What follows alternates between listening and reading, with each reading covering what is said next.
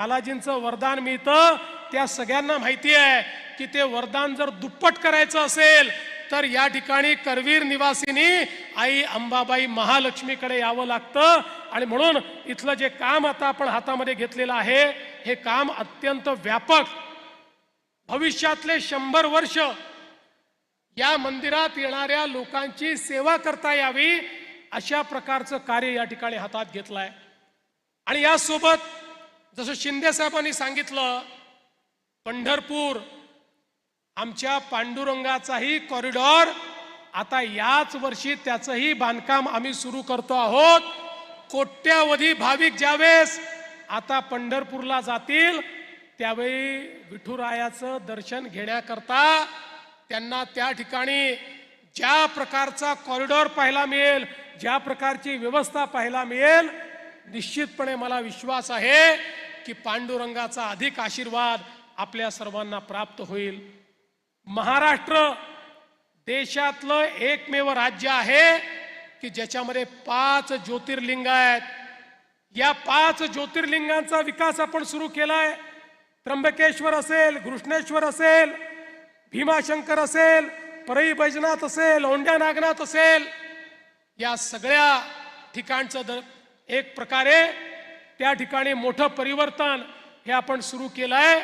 आणि मला सांगताना आनंद वाटतो, भीमाशंकरला तर एक मोठं आश्चर्य घडतंय। मंदिराच्या आजूबाजूचं जे पूर्ण गाव आहे त्या संपूर्ण गावाने आपलं स्थलांतरण मान्य केलं आणि गावच्या गाव 1.5 किलोमीटर पलीकडे स्थलांतरित होत आहे। आणि त्या ठिकाणी अतिशय सुंदर अशा प्रकारे भीमाशंकरची निर्मिती ही आपण करतो।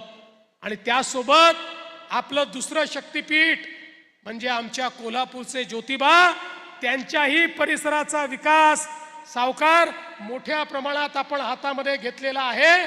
आणि तेही अतिशय सुंदर पद्धतीनं तुम्ही जे वन त्या ठिकाणी तयार करतायत, एक प्रकारे हिरवगार अशा प्रकारचं काम हे त्या ठिकाणी देखील होणार आहे। हे सगळं होत असताना मला या गोष्टीचा आनंद आहे की ही जशी आमच्याकरता अध्यात्माची पंढरी आहे, ही जशी आमच्याकरता आमचं शक्तिपीठ आहे, तसा हा सगळा परिसर सहकाराची देखील पंढरी म्हणून ओळखला जातो। आणि देशामध्ये पहिल्यांदा मोदीजींच्या नेतृत्वात सहकारिता मंत्रालय सुरू झालं आणि मोदीजींनी त्याची जबाबदारी ही देशातले सगळ्यात मजबूत मंत्री माननीय अमितभाई शहा यांना दिली। आणि आज आपण पाहू शकतो या सहकारिता मंत्रालयाच्या माध्यमातून एकीकडे साखर उद्योगाला जिवंत ठेवण्याकरता, त्याच्यामध्ये समृद्धी आणण्याकरता इतक्या मोठ्या प्रमाणात वेगवेगळ्या योजना सुरू केल्या।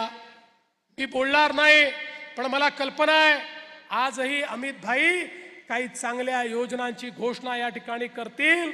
आणि निश्चितपणे पुढचाही कार्यक्रम आहे त्याही कार्यक्रमामध्ये या विषयावर ते बोलतील। पण केवळ साखर उद्योग नाही तर संपूर्ण सहकाराला एक नवीन स्वरूप देण्याचं काम या देशामध्ये आणि महाराष्ट्रामध्ये माननीय अमितभाईंच्या माध्यमातून चाललंय।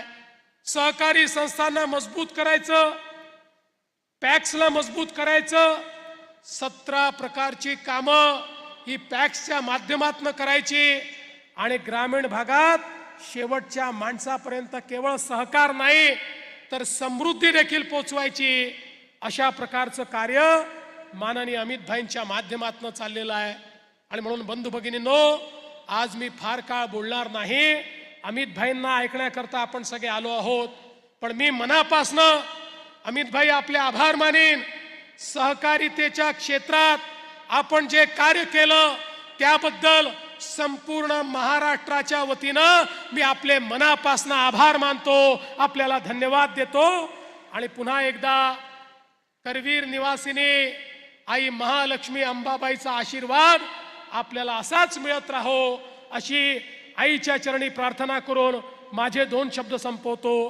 जय हिंद, जय महाराष्ट्र। धन्यवाद देवेंद्रजी। यानंतर कोल्हापूर महापालिकेनं अंबाबाई तीर्थक्षेत्राचा एक विकास आराखडा तयार केलेला आहे। हे देण्यासाठी मी जिल्ह्याचे पालकमंत्री सन्मान्य प्रकाश आंबेडकर साहेब